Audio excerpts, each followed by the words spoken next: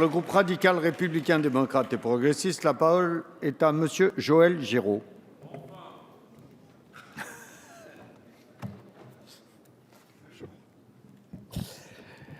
Monsieur le président, monsieur le ministre, madame la rapporteure générale, mes chers collègues, nous nous apprêtons à adopter en première lecture le projet de loi de finances pour 2016. Cette année, plus particulièrement, l'examen du texte a permis de l'amender substantiellement et utilement dans une réelle coproduction législative apaisée. Nous avons procédé au bilan de la première partie le 20 octobre. Pour la seconde, notre groupe se satisfait de l'adoption d'assez nombreux amendements en commission des finances comme en séance publique. Je citerai la création d'une dotation de compensation spécifique à l'extension de l'abattement de 30 % de taxes foncières sur les propriétés bâties aux 1500 quartiers prioritaires de la ville, à l'initiative de mon collègue Jacques Krabal. L'exclusion des indemnités journalières attribuées aux travailleurs indépendants au régime réel en cas de maladie en rapport avec une affection de longue durée de l'assiette de l'impôt sur le revenu.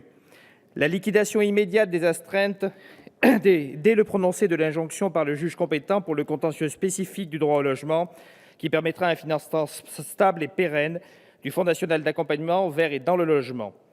La modulation, voire l'exonération en zone non déficitaire de la taxe au profit des agences de l'eau pour prélèvement en eau potable dans les fontaines patrimoniales situées en zone de montagne. Vous comprendrez que je cite ça plus particulièrement. Le maintien de la réduction d'impôt pour les entreprises qui mettent à disposition de leurs salariés une flotte de vélos. La mise sur un pied d'égalité fiscale de tous les gîtes de nos territoires ruraux, les mesures fiscales favorables aux maisons de santé pluriprofessionnelles, enfin la remise d'un rapport par le gouvernement étudiant les possibilités de garantir aux veuves d'anciens combattants un revenu stable. J'en viens à la mission Relations avec les collectivités territoriales.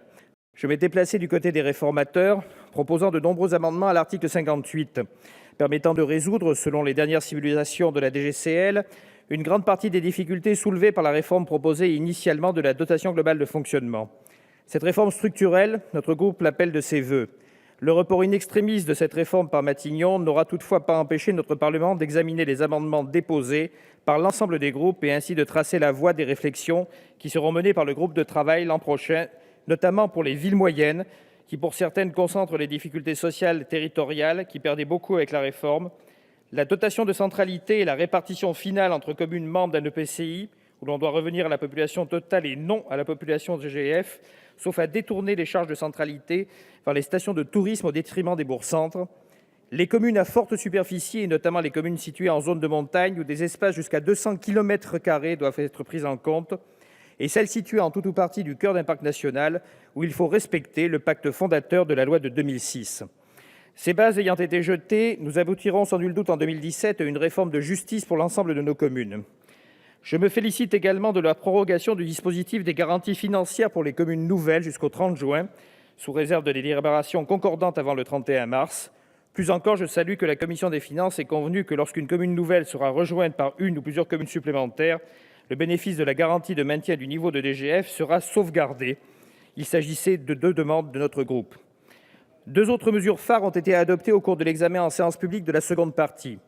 La transformation d'une partie de la prime d'activité en allègement d'impôt sous forme d'une réduction automatique et dégressive de CSG jusqu'à 1,34 SMIC à partir de 2017, que notre groupe a soutenu. L'application en 2017 permettra de résoudre l'impact attendu de cette mesure sur le revenu fiscal de référence de ses bénéficiaires. Et la prorogation pour 2 ans de l'exonération de taxes d'habitation, de dégrèvement de la contribution à l'audiovisuel public ainsi que la taxe foncière sur les propriétés bâties pour les personnes âgées, veuves ou en situation de handicap ou d'invalidité qu'il était en 2014. Pour conclure, je rappelle que notre groupe avait proposé plusieurs amendements de rendement pour le budget de l'État et pour celui de la sécurité sociale avec application dès 2016, par exemple un relèvement minime du taux de notre impôt de bourse nationale, ou encore celui de la taxe sur le risque systémique des plus grands établissements bancaires ou de la taxe sur les boissons sucrées et édulcorées qui bénéficient pourtant d'un taux réduit de TVA, contrairement à certains produits féminins de première nécessité. Mais aussi un amendement mettant fin à l'insupportable optimisation fiscale au crédit d'impôt recherche. Devant les mesures annoncées au Congrès hier par le Président de la République, qui remettent en cause l'équilibre budgétaire que nous nous apprêtons à voter, nous sommes prêts à refaire des propositions de financement et nous rappelons la volonté du Parlement que la Commission européenne prenne en compte nos dépenses militaires exceptionnelles au nom de l'Europe, afin de défendre ses objectifs de paix, de sécurité, de respect entre les peuples énoncés dans son traité. Je vous remercie. Merci.